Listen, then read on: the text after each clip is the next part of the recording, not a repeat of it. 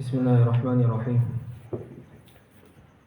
We live in a world that moves fast, quick to anger, eager for confrontation, where patience is overlooked and forgiveness often frowned upon.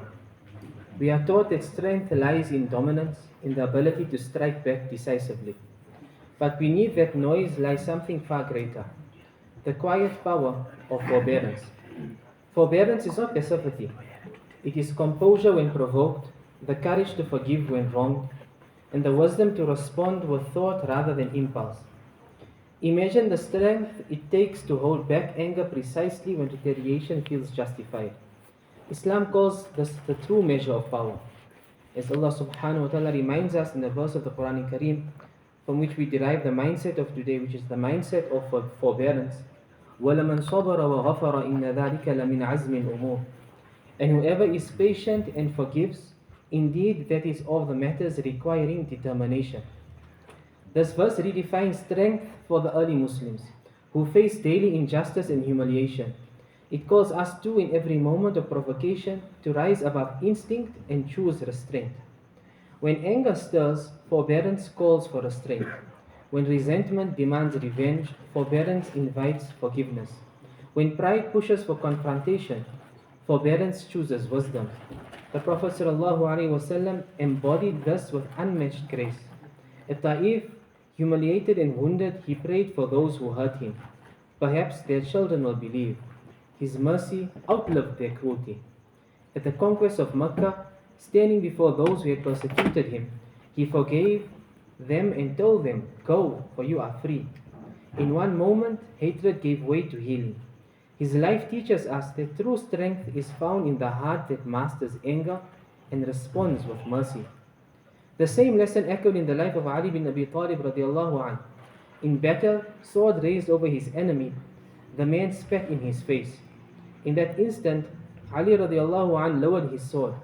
When asked why, he said, "I fought for Allah alone, but when you spat at me, my anger became personal. I will not let ego corrupt my intention for Allah." Conquering the self in moments of provocation, that is the rarest and truest victory. Forbearance lives in the everyday. When provoked, will you react or pause? In conflict, will you cling to resentment or let go? When treated unfairly, will you retaliate or respond with grace? Nabi Muhammad sallallahu alayhi wa sallam said, "Man kaffa ghadabahu kaffa Allahu anhu adabah, wa man adara an-nasa a'darahu Allahu yawm al-qiyamah." Whoever restrains his anger, Allah will restrain his punishment from him. Whoever pardons others, Allah will pardon him on the day of judgment. Narrated in Sunnah Ibn Majah. Every quiet act of restraint, every moment of forgiveness, draws you closer to Allah and writes a legacy that outlives you. Every moment of provocation is not just a test, it's an invitation. An invitation to rise above ego, master the self, and reflect the character Allah loves. When you hold back in anger, you preserve dignity.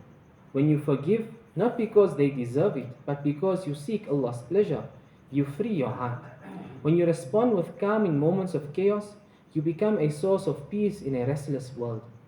These moments, although unseen by others, are recorded by the all-seeing, the most forbearing. Every time you choose patience, forgiveness, and mercy, you rewrite your story.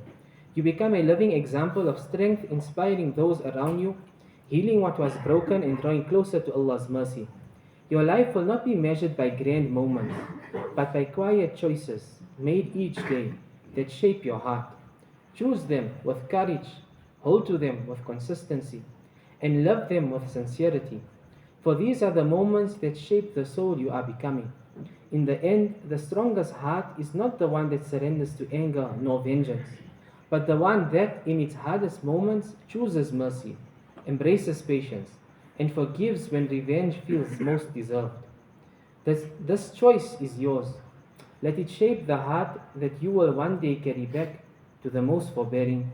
May Allah subhanahu wa ta'ala grant us understanding.